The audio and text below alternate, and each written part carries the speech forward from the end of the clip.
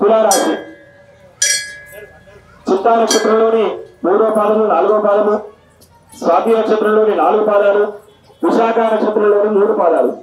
మరి అక్షరాల్లో చూసుకున్నట్లయితే రా, రి, రు, రే, రు, త, ఈ, టు, తే ఈ అక్షరాలతో మొదలైనటువంటి వాళ్ళందరూ కూడా తులారాశికి చెందిన వాళ్ళు.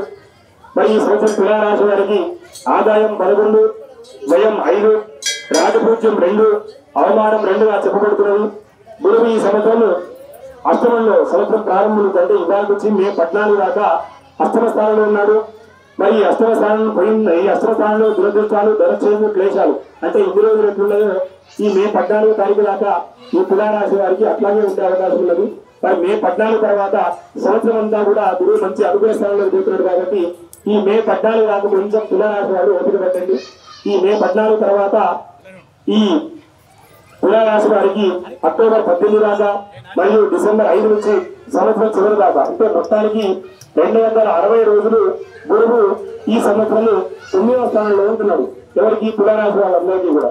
చెప్పినా కదా మన రాశి నుంచి 2వ స్థానము, 5వ స్థానము, 7వ స్థానము, 9వ స్థానం. ఈ తులారాశి వారికి గురుగ్రహము 9వ స్థానంలో ఉన్న సంవత్సరం అంతా కూడా 260 రోజులు 360 రోజుల లోపల 260 రోజులు 9వ స్థానంలో ఉండి మంచి శుభఫలితాన్ని కలిగిస్తున్నారు. గురువు నవమంలో ఉన్నప్పుడు భాగ్యమందు మంచి సకల సౌలభ్యం కూడా కలుగుతుంది. మరి గురువు అక్టోబర్ 18 నుంచి డిసెంబర్ 5 ఈ సమయంలో దశమంలోకి వెళ్తారు. మళ్ళీ ఆ దశమ స్థానంలో ఉద్యోగంలో సంతానపరంగా సమస్యలు ఉండేటువంటి అవకాశం. కాబట్టి అక్టోబర్ 18 నుంచి డిసెంబర్ 5 ఈ రోజు గుర్తుపెట్టుకోండి తులారాశి వారు. అక్టోబర్ 18 నుంచి డిసెంబర్ 5 ఈ సంవత్సరంలో కొత్త ప్రయత్నాలు ఏమీ కూడా చేయకుండా ఉండండి. మరి ఈ సంవత్సరం తులారాశి వారికి సంవత్సరం ప్రారంభం నుంచి మే 18 దాకా షష్టమంలో సుఖాన్ని ప్రసాదిస్తున్నాడు.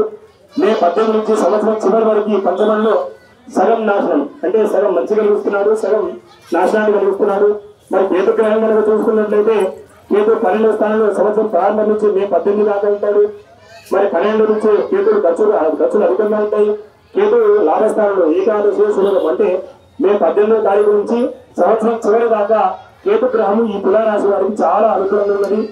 ఈ కేతు గ్రహం అనుకూలంగా అంటే 365 రోజుల్లో 5 రోజులు 60 రోజులు విడిచిపెట్టి 305 రోజులు ఈ కేతు గ్రహము ఈ తులారాశి వారికి చాలా అనుకూలంగా ఉంది. ఏకాదశి శుభం అంటే మంచి సుఖాన్ని ప్రసాదించేటువంటి అవకాశం. కాబట్టి ఈ సంవత్సరము ఈ తులారాశి వారు సంవత్సరం అంతా కూడా శనికి రావుకి ప్రధానమైనటువంటి ఆ దుర్గా అమ్మవారిని ఆరాధన చేసుకున్నట్లయితే ఈ సంవత్సరం అంతా కూడా తులారాశి వారికి మంచి జరిగేటువంటి అవకాశం కలుగుతుంది.